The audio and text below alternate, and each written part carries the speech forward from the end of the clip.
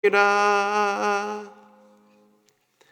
시간 같이 보실 말씀은 고린도후서 1장 6절에서 11절까지의 말씀입니다.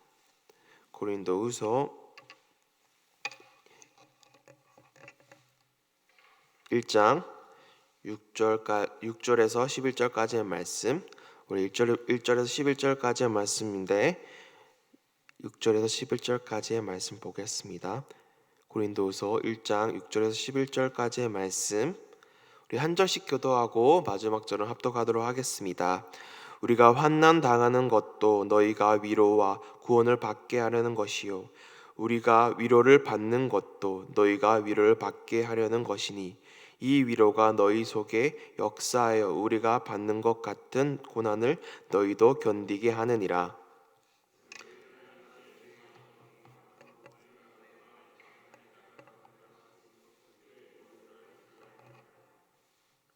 형제들아, 우리가 아시아에서 당한 환난을 너희가 모르기를 원하지 아니하노니, 힘에 겹도록 심한 고난을 당하여 살 소망까지 끊어지고,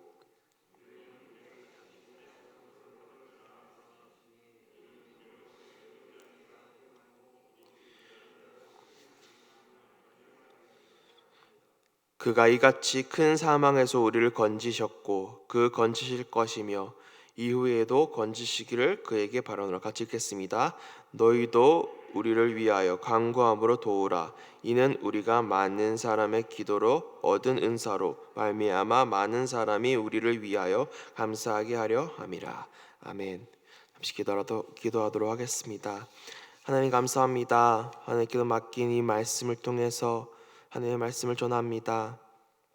전하는 자나 듣는 자나 그 말씀에 귀 기울여서 하나님의 뜻대로 오늘 하루를 살아갈 수 있도록 도와주시옵시고, 하나님께서 주신 이 말씀을 통해서 정말 순종하며 정말 우리가 순종함으로써 하나님께서 원하시는 방향대로 살아갈 수 있도록 도와주시옵소서. 이 시간 하나님의 말씀에 귀 기울입니다. 하나님의 말씀을 듣도록 허락해 주시옵소서. 감사합니다. 예수님 이름으로 기도드렸습니다. 아멘.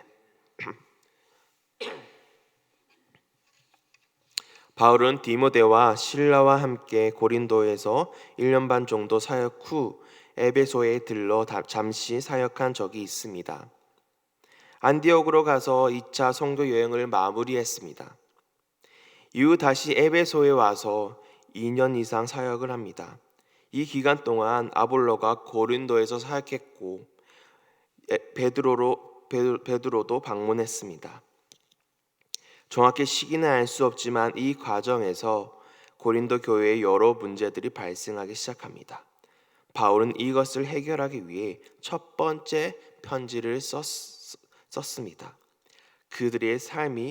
그러나 그들의 삶이 바뀌지 않았습니다. 바울은 교회 문제 해결을 위해 두 번째 편지를 썼습니다. 그 서신이 바로 고린도 전서입니다. 그러나 교회는 바울의 가르침을 받아들이지 않았고 회개도 하지 않았습니다. 바울은 그들을 설득하고 가르침을 받아들이지 않자 그들에게 방문을 했습니다. 두 번째 방문을 했습니다. 교회 문제도 해결되지 않았고 디도편에 혹독한 편지 혹은 눈물의 편지를 보내 교회에게 회개를 요청한 것입니다. 그런데 또 다른 문제가 발생하게 된 것입니다. 거짓 사도들이 교회에 들어와 거짓 자랑과 바울에 대한 사도권과 자격에 대해서 비난하며 교회를 흔든 것입니다. 그런데 또 다른 문제가 발생하게 된 것입니다. 거짓 사도들이 교회에 들어와서 이렇게 이 자격에 대해서 비난하는데, 이에 바울은 거짓 사도들 문제와 관련해 자신의 사역을 변호하고 그들에게 바른 판단의 근거들을 제공하는 편지를 쓴 것이 바로 이 고린도 후서입니다. 고린도 교회는 바울의 눈물의 편지를 받고 회개하게 됩니다. 이 문제는 해결하게 된 것입니다.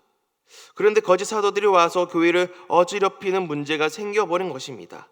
바울은 이전에 있었던 고린도의 문제들이 해결된 것에 감사했습니다. 그러나 거짓 사도라는 새로운 문제에 있었기에 새롭게 이 편지를 바울이 쓴 것입니다. 교회가 회개하여 갈등 상황이 일단락되었지만 아직 바울에 대한 의구심을 풀지 않은 자들이 있었습니다. 거짓 사도들이 바울의 사도적 권위와 자격을 공격하는 새로운 문제도 생겼다는 것입니다. 이런 상황에서 바울은 하나님과 예수가 인정한 사도라고 자신을 소개하며 편지를 시작합니다. 소수의 의심자와 거짓 사도들의 영향에 있었기에 정체성을 상기시킬 필요가 있었습니다. 바울은 인사를 하며 하나님을 찬양합니다. 내용은 구원 과정의 각 요소들을 구체적으로 설명하는 식으로 진행합니다. 우리 3절에서 5절까지의 말씀, 고린도후서 1장 3절에서 5절까지의 말씀 합독하도록 하겠습니다. 찬송하리로다. 그는 우리 주 예수 그리스도의 하나님이시요 자비의 아버지시요 모든 위로의 하나님이시며 우리의 모든 환난 중에서 우리를 위로하사 우리로 하여금 하나님께 받는 위로로서 모든 환난 중에 있는 자들을 능히 위로하게 하시는 이시로다. 그리스도의 고난이 우리에게 넘친 것 같이 우리가 받는 위로도 그리스도로 말미암아 넘치는도다. 우선 하나님을 묘사하기 시작합니다. 그분은 우리 주 예수 그리스도의 아버지라고 하나님이라고 합니다. 하나님은 예수의 아버지, 곧 예수를 통해 구원을 이루시는 분이라는 것입니다. 또한 예수 안에서 사랑을 나타냅니다. 그 사랑은 위로와 자비로 표현하고 있습니다. 가장 먼저 다가와 위로하시는 하나님입니다. 그분은 우리의 모든 환난을 아십니다. 그래서 하나님은 모든 환난 속에서 위로를 주시는 분입니다. 우리의 모든 환난에서 유일하게 위로하시는 분이라는 것입니다. 그럼 하나님은 자기 백성을 어떤 방법으로 위로할까요? 고난 가운데 하나님께 받은 은혜, 위로로 시작됩니다. 이것을 시작으로 다른 사람에게 공감 능력을 준다는 것입니다.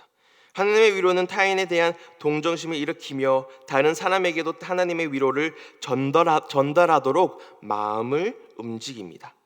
하나님은 고린도 교인에 의해 위로를 받은 디도가 바울을 위로하였습니다. 그 결과 바울이 하나님의 위로 때문에 도리어 자기가 위로할 수 있게 되었습니다. 그래서 바울은 하나님에게 받은 위로로 다른 사람을 위로할 수 있게 되었다는 자신을 말하고 있는 것입니다. 하나님은 바울 자신에게 환난 중에서 위로하시는 분이라고 말합니다. 그 환난과 고난은 무엇일까요? 무엇입니까? 바로 그리스도로 인한 고난입니다.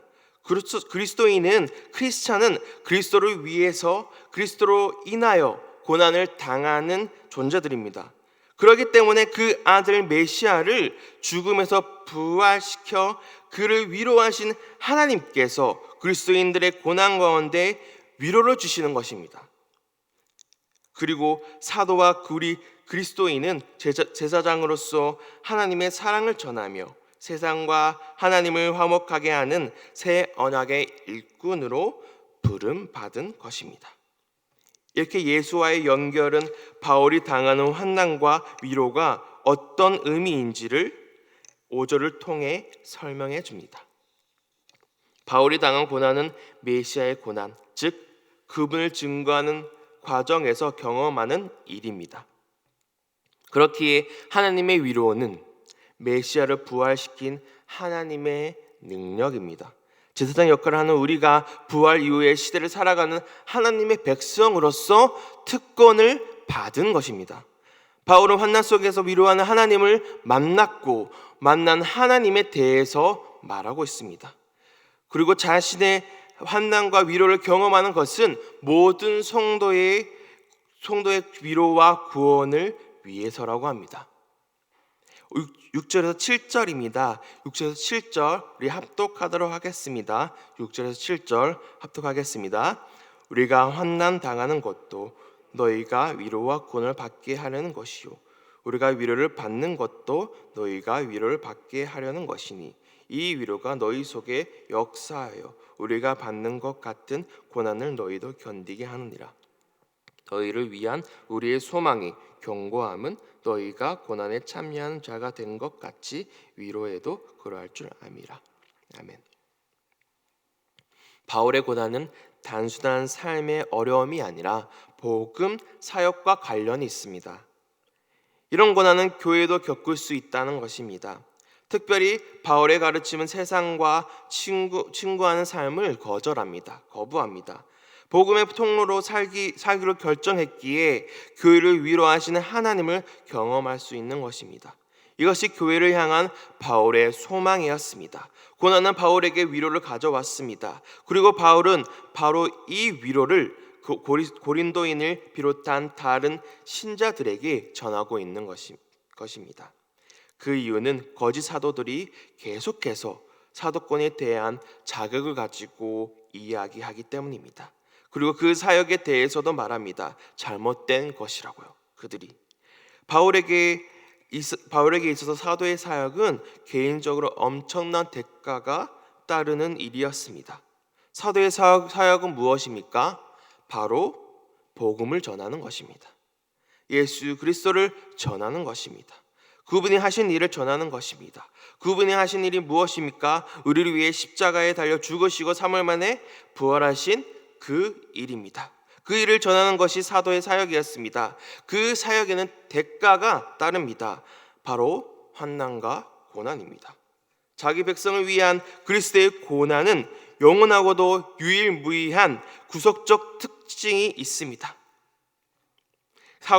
사도가 고난을 당하며 사역하는 것은 하나님의 진정한 위로를 성도들에게 나눠주기 위함입니다. 또한 사도가 먼저 고난을 당했으니 고난당한 성도들을 위로할 수가 있습니다. 그래야 그들도 고난에 담긴 하나님의 선한 의도를 깨닫고 사도처럼 잘 견딜 수 있도록 하는 것입니다. 바울은 고린도 성도들도 자기처럼 하나님의 위로를 경험할 것을 기대합니다. 우리의 고난을 하나님이 주신 위로가 아니면 어디서 이런 참 위로를 얻을 수 있겠습니까? 하나님이 그 위로를 주시며 그 위로가 우리를 견고하게 만듭니다. 위로를 주시는 하나님께서 우리를 환난과 고난 속에서 견고하게 하십니다. 바울은 자신의 견고한 소망을 자신의 감정이나 경건한 것에 기초한 것이 아니라 하나님께 기초하였습니다. 우리 사도들은 너희 고린도 교인들과 함께 그리스도 안에서 굳건하게 하는 이는 바로 하나님이시다 라는 것을 말하고 있습니다. 환난 중에 하나님의 위로가 우리를 견고하게 합니다. 하나님께서 우리를 견고하게 하여서 사셨습니다. 하나님이 자기를 견고하게 의지하도록 하신다는 것입니다. 바울은 자기를 의지하지 말고 오직 하나님을 의지하라고 합니다. 하나님을 의지하는 분이 누구라고 했습니까? 바로 하나님이십니다. 우리 8절에서 11절 말씀 한 절씩 교독하겠습니다. 형제들아, 우리가 아시아에서 당한 환난을 너희가 모르기를 원하지 아니하노니 힘에 겹도록 심한 고난을 당하여 살 소망까지 끊어지고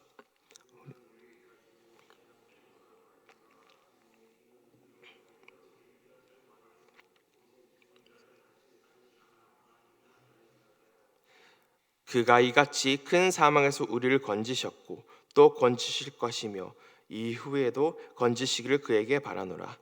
너희도 우리를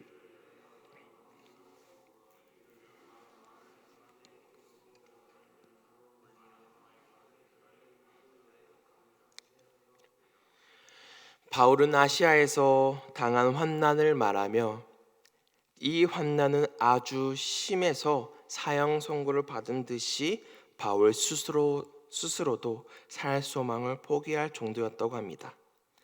바울은 그 경험을 통해 깨달은 것은 자기 자신을 의지하지 말고 하나님을 더 의지하라는 겁니다. 왜냐하면 하나님의 도우심을 경험했기 때문입니다. 믿음과 진리를 더 확고하게 하는 계기가 되었기 때문입니다. 자기 자신이 아니라 죽은 자를 다시 살리신 하나님은 의지하라는 것입니다. 분명한 것은 고난 속에는 하나님의 목적이 있다는 것입니다. 바울은 이 같은 경험의 결과로 새롭게 변화된 자가 되었습니다. 바울은 본능적이고 무조건적으로 하나님을 신뢰하는 자가 되었습니다. 하나님께서 하나님에 대한 확신을 준 것입니다. 하나님이 예수를 죽은 자 가운데서 일으켰습니다. 불가능한 일을 하신 것입니다. 이 바울의 이런 언급한 모든 초점이 주께 있음을 나타내는 것입니다. 바울의 사역에 있어서 이 모든 초점이 주께 있으며 사역에 부정적인 교인들도 있었습니다. 특별히 인간적 자랑거리를 통해 자신의 권위를 주장한 거짓 사도들이 있었습니다. 이에 대해 바울의 사도권을 변호하려는 의도가 담겨 있는 것입니다. 인간적 조건이 아닌 하나님으로부터 받은 소명과 그분의 도우심만을 구하고 그분의 뜻에 따라 사역한 자가 참 사도임을 보여주고 있습니다. 그 참 사역자가 바로 자신이라는 것입니다. 바울의 고난은 너무 극심하여 살 소망까지 끊어질 정도였다고 합니다. 하지만 이는 절망하라고 주신 것이 아니라 자신을 의지하지 않고 죽은 자를 살리신 하나님만을 의지하게 하시려는 하나님의 손길이었습니다. 하나님만 의지하는 이 손길, 환난 중에 자기 자신을 의지하는 것이 아니라 하나님만 의지하게 하는 분이 누구인지 나타내기 위함이었습니다. 그분은 바로 하나님이십니다. 바울은 자신의 소망을 하나님께 두었으며 계속해서 하나님께만 두었습니다. 바울은 자신의 모든 미래를 하나님께만 두었다는 것입니다. 죽은 자를 살리신 하나님이 바울 자기 자신을 아시아에서 그 고난 속에서 건지셨기 때문입니다. 바울은 환난의 경험을 모든 성도들에게 나눕니다. 그리고 요청합니다. 하나님은 죽은 자를 일으키시고 자기 백성을 구원함으로 하나님께서 계속 자기를 구해달라고 기도를 요청합니다. 이런 기도는 거짓 사도들과 관련한 문제 상황에서 참 사도인 바울의 사역에 동참하라는 것입니다. 바울은 자신의 이 편지의 소들을 통해서 환난을 이야기하는 것은 하나님은 환난 중에 바울 자신 있는 자를 위로하는 위로자가 있다는 것을 나타내기 위해서 이 편지를 썼습니다. 그리고 죽은 자를 다시 살리는 하나님은 그의 종을 사망에서 내버려 두지 않으시고 건지셨고 앞으로도 건질 뿐이라고 선포합니다. 바울 자신이 하나님께 받은 위로가 지금 고난 가운데 있는 성도를 위로할 수 있다고 합니다. 자기 자신의 고난 가운데 받았던 하나님의 위로가 고린도 교인을 위한 것임을 확실히 선언합니다. 환난과 고난 가운데 위로를 주시는 분이 있으시고 그 위로를 통해 우리를 견고하게 하시는 분이 있습니다. 그 위로를 주시는 분은 다른 누구도 아닌 바로 우리 주 하나님이십니다. 그래서 자기 자신을 의지하는 것이 아니라 오직 하나님만 의지해야 합니다. 자신의 힘을 믿는 것이 아니라 하나님의 힘을 의지해야 합니다. 자기의 능력이 아닌 하나님의 능력을 의지해야 합니다. 고난 가운데 위로를 주십니다. 그 위로를 통해서 힘을 얻어 하나님만 의지하게 하십니다. 하나님이 주신 위로를 통해서 말입니다. 그래야 우리는 고난 가운데 자기를 의지하는 것이 아니라 하나님만 의지하여야 합니다. 하나님이라면 고난 가운데 건져내 주십니다. 하나님의 능력이 우리를 그 절망 속에서 힘을 주십니다. 하나님의 위로가 하나님을 의지하게 하는 유일한 힘입니다. 그 힘을 주시는 분은 바로 우리 주 하나님입니다. 위로를 주시는 분도 하나님이시고 하나님만 의지하게 하는 분도 하나님입니다. 하나님께서 우리에게 위로의 손길을 내밀어 하나님을 의지하게 해달라고 이 시간 기도하길 원합니다. 그동안 내가 하나님을 온전히 의지하지 못하고 다른 것을 의지한 점이 있다면 하나님만 의지할 수 있는 위로를 달라고 기도하길 원합니다. 고난 속에 있으신 분은 온전히 하나님께 맡기기를 소망합니다. 이 시간에 기도할 때는 원로 목사님과 사모님의 건강을 위해 기도하길 원합니다. 그리고 환우분들을 위해 기도해 주세요. 그리고 내일 있는 공동의회 위에서 기도할 때 오직 하나님의 뜻만이 드러나는 자리가 되게 해달라고 기도해 주시길 바랍니다. 그리고 앞에 띄워진 기도증 보시면서 자유롭게 기도하며 돌아가도록 하겠습니다. 기도하겠습니다. 네, 아버지 감사합니다.